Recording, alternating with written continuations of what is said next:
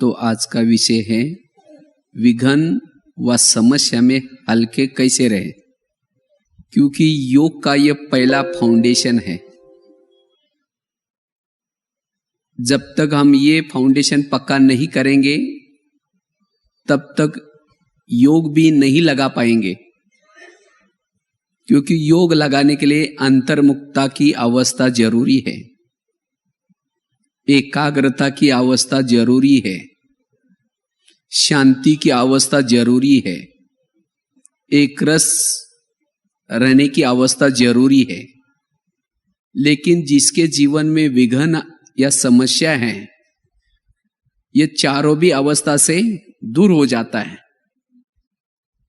तो वो योग लगाने के बजाय उस समस्या का चिंतन, उन विघ्नों का चिंतन करता रहता है।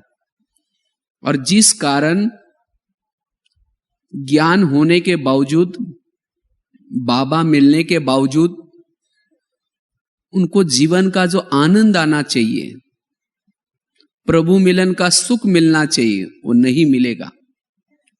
इसलिए आप सभी मधुवन में आए हैं तो मधुवन से ये लेसन पक्का करके जाना है,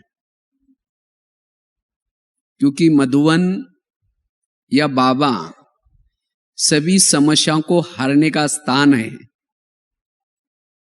बाबा हमारी सभी समस्या हरता है।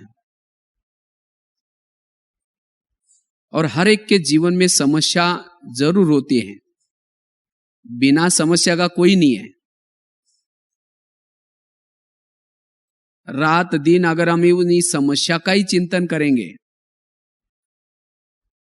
तो फिर ज्ञान का चिंतन नहीं चलेगा। तो कैसे हम समस्या और विघ्नों में हल्के कैसे रहें, उसके लिए क्या करें? तो सबसे पहले हमें यह ज्ञान होना जरूरी है, ये समस्या आती क्यों है। वास्तव में समस्या या विघ्न यह हमें आगे बढ़ाने के लिए आते हैं। समस्या या विघ्न हमें लगन की अगन बढ़ाने के लिए आते हैं। और समस्या ये तो हमने अनेक जन्मों में किए हुए कर्मों का फल है। अनेक जन्मों में लोगों के साथ, प्रकृति के साथ अगर हमने कुछ गलत व्यवहार किया है, वही इस अंतिम जीवन में समस्या के रूप में आता है।